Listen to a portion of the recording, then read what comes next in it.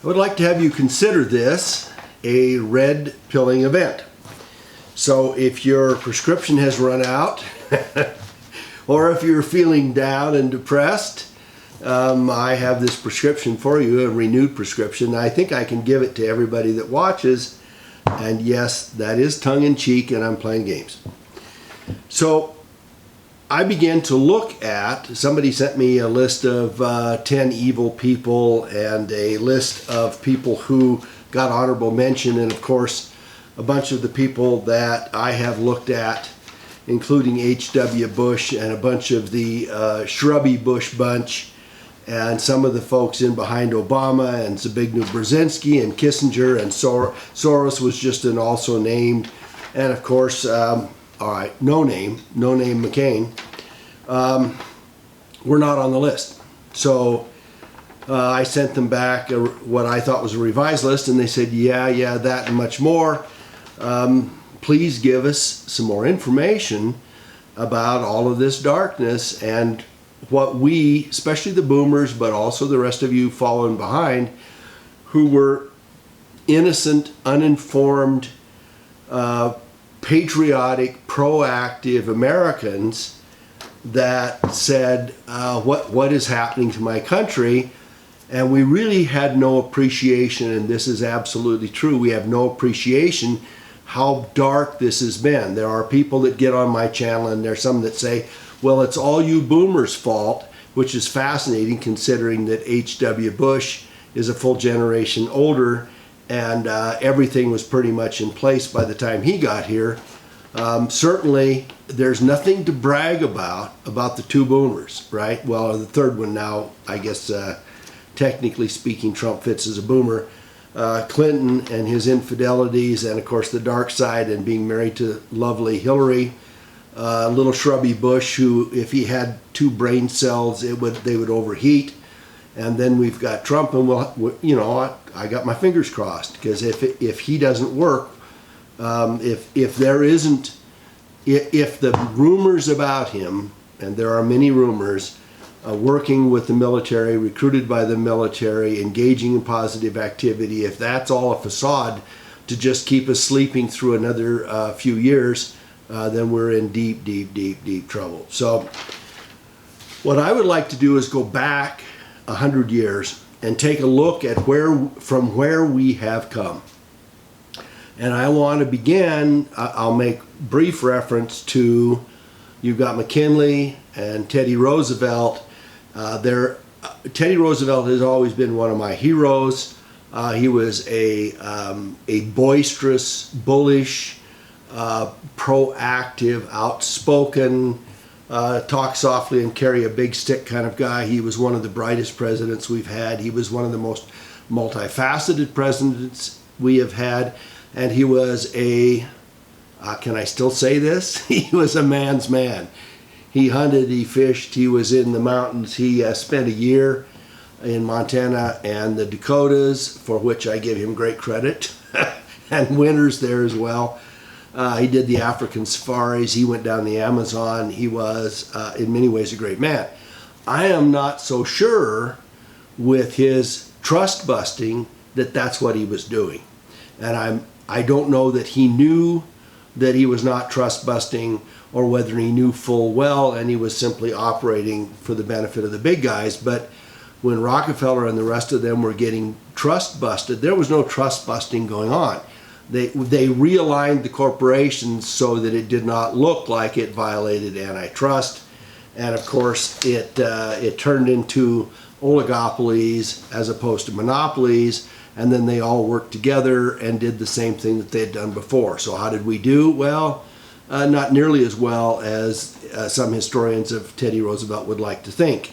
And then, of course, we had Taft, who later became the Chief Justice of the Supreme Court, who was he was the 300-odd pounder for whom we had to have an oversized tub in the White House. And Teddy got so angry with him that in 12, he ran against Taft and Wilson. And Wilson won with the plurality, much like Bill Clinton did in 92 Wilson won with the plurality and got enough electoral votes to win because the rest of it was divided between Taft and Teddy Roosevelt and his Bull Moose party. But Wilson was an idiot, okay? And Wilson was promoted by the progressives and the dark side and the bankers. Wilson had no credentials whatever. Wilson was a, forgive me, I've got a doctorate, but Wilson had a PhD and was a teacher at Princeton when he got recruited to be the governor of New Jersey. So he had no political experience, no financial experience, no historical, I think maybe he was a historian or something like that.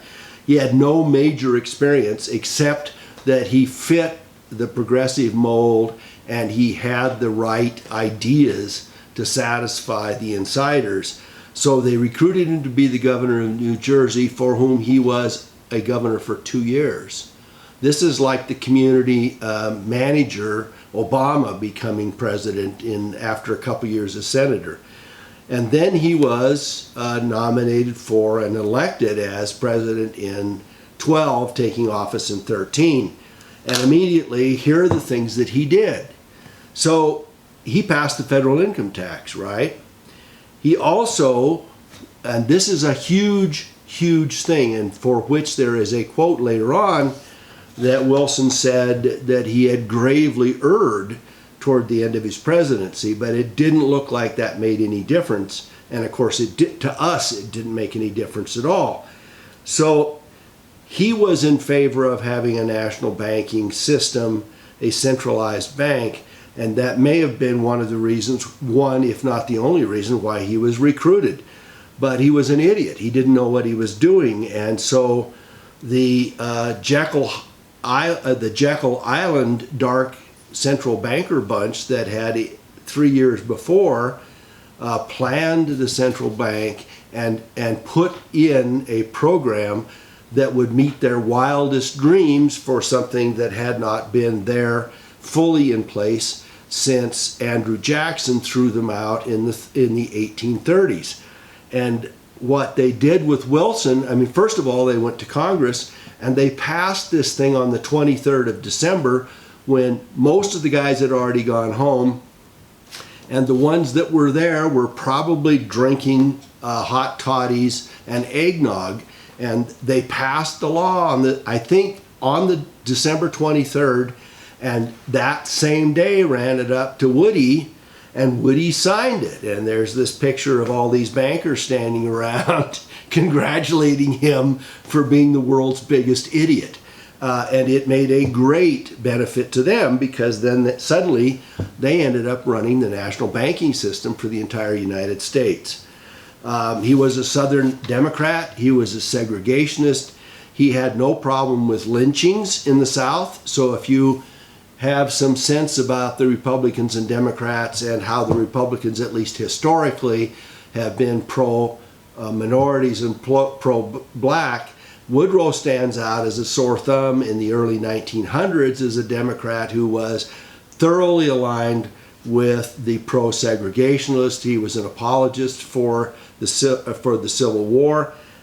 He was the son of a slave owner, which takes us to probably the last direct link we have between the presidency and slavery. And he was a Southern Democrat. He also is the one that got us into World War I, and he did it again. He was leveraged into the war. He was set up for the war.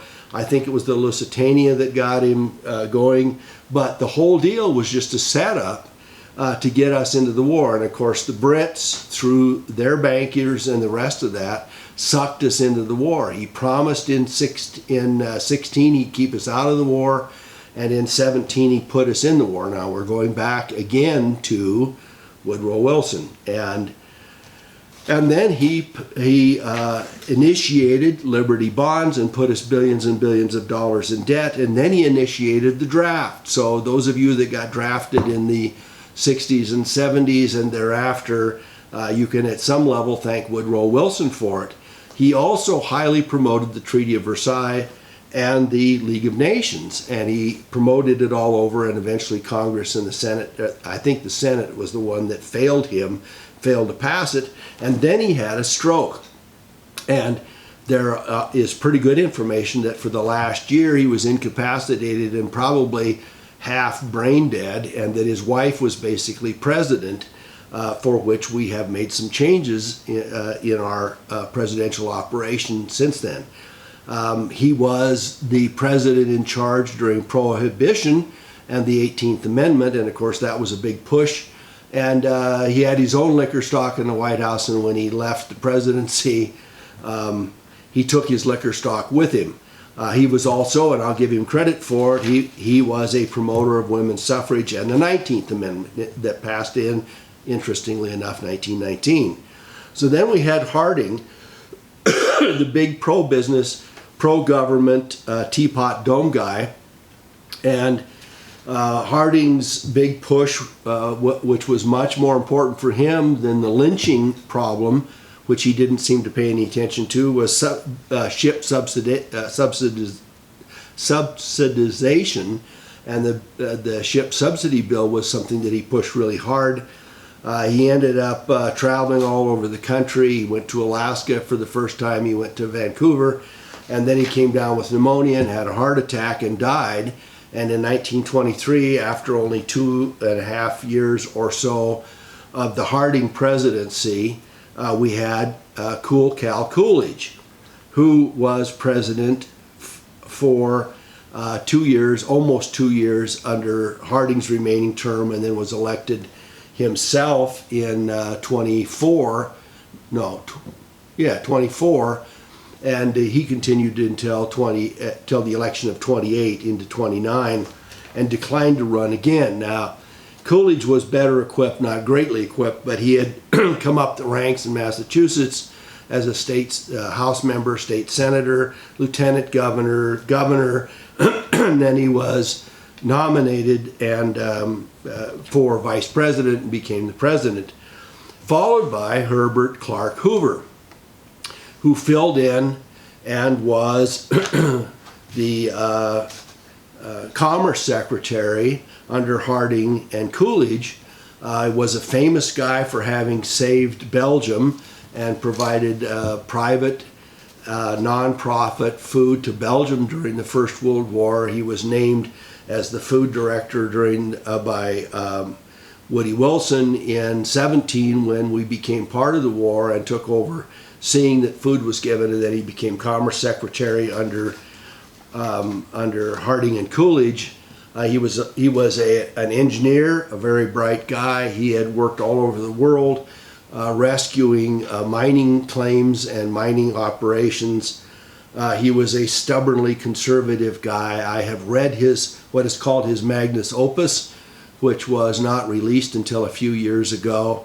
I think it's 800 or 900 pages, and in it he goes through everything that went on from the early mid 1900s virtually until his death. I think it was in 1964 when he was 90 years old. He did 5, 6, 8 revisions of this magnus opus, and through it all outlined what he thought the Roosevelt administration was doing wrong through it all. And some people could say, well, that was just sour grapes, but of course he did provide a different perspective, and I would say it was a great deal more than sour grapes. And he went through everything that Roosevelt did during the Depression, which he thought were ineffective, and I think so too. He went through what a patsy Roosevelt had been about some things. He looked at his radically progressive agenda and his failure to recover the recession, and then he looked at the war efforts. And much of what I got out of that magnum opus, I wonder if I've got it here. Yeah, here it is. It's called Freedom Betrayed. And it is edited by a guy named Nash, who went through it many years after Herbert Hoover died. But for any of you who want to see the other side of our history from the 1920s or 30s through 1960 or so, And certainly through the Depression and war years, this is as good an alternate resource as any. So then we have Franklin Delano Roosevelt, who came in and said he was going to be the big progressive guy that was going to fix the Depression, which had happened in 1929, shortly after Coolidge left office, and for which Hoover had not adequately made adjustments. But you have to take into account that the Federal Reserve was fully in place in 1913. They promised greater financial stability. Of course, they did not, and they encouraged instability. There was a crazy upswing in the stock market in the 20s. It was obvious that things were overheating and were unregulated. Excuse me. And there is every indication that it was a managed event. But that's not the bad part. The bad part, yeah, it is the bad part, but it's not the worst part. The worst part is that from 29 to 41, Franklin Roosevelt was president from 33 on, and Franklin Roosevelt did nothing. His social welfare programs looked great. He had workforce, he had public works, he had the TVA project, and some of those things actually did work. But they buried tens of thousands, if not hundreds of thousands of hogs and cattle because the market was off.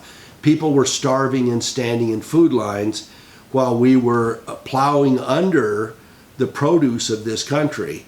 And it was totally crazy. He did not lower the tariffs, which people accused Hoover of setting up. He did not lower international tariffs. He did not improve international trade. He devalued the dollar. He took away everybody's gold, and then raised at $23, I think it was, and then raised it to $35 an ounce. So he devalued people's gold by something like 40%. He devalued their money by something like 40%. He made it so people had less buying power. He did nothing to stimulate the banks to reopen business. He did nothing to aid, to lower taxes or to aid the promotion of business during those years.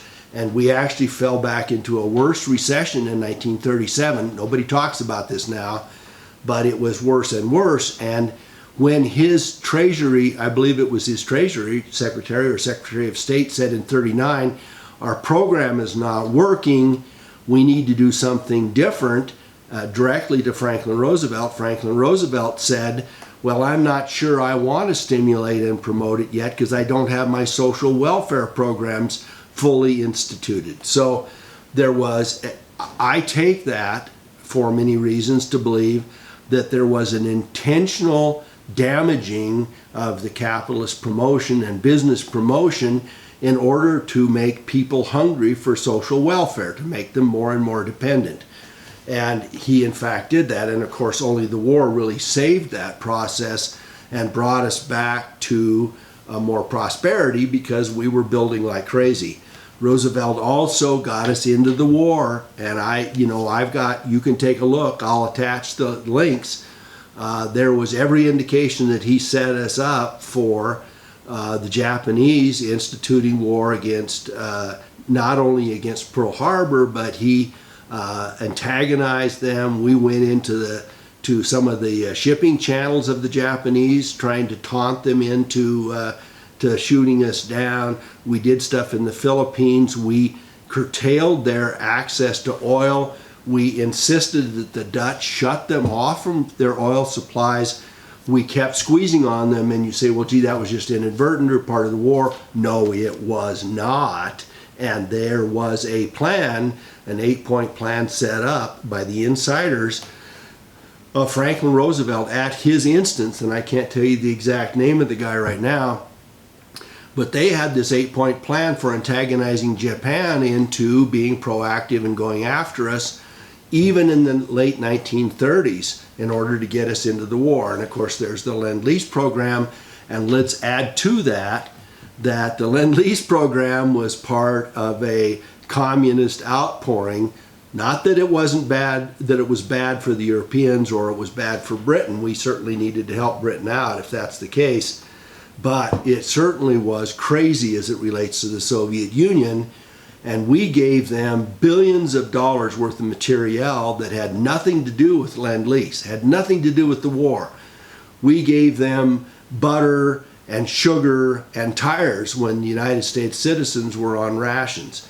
We gave them secret blueprints for nuclear war, for nuclear bombs, and material for it that we sneaked out of Canada, that we, the federal government, sneaked out of Canada and lend-leased to the Soviets so that they, in 1943, before anybody in the United States knew that there was a Manhattan Project, so that the Russians could get a 2 to 5 year head start on it. They didn't start building a bomb after we blasted one. They were building it with our aid 2 years before that. And so that was all ongoing.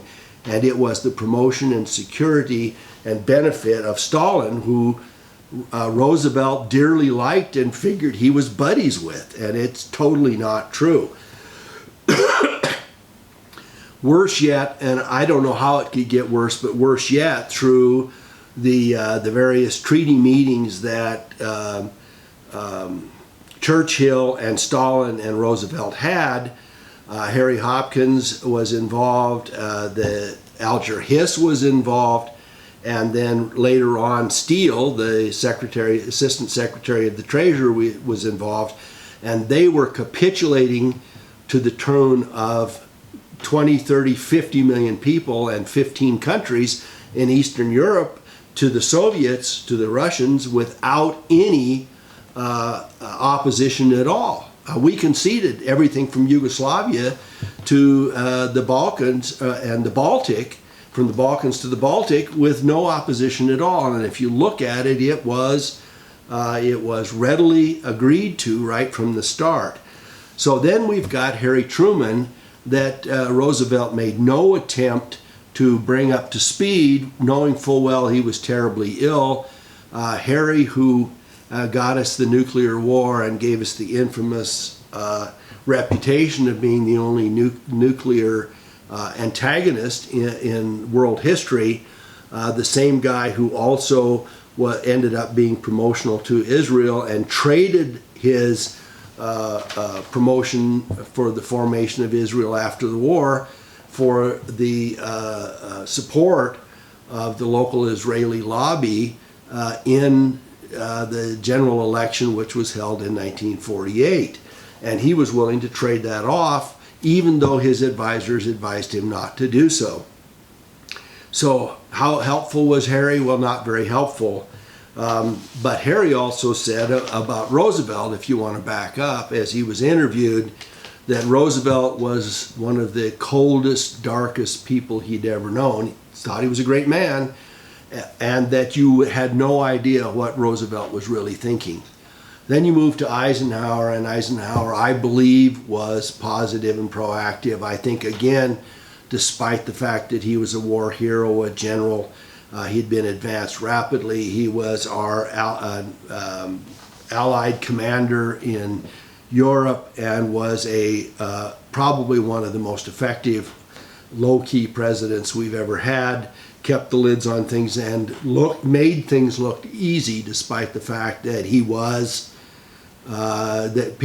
his general impression of him was that he was out golfing most of the time, and that was not the case.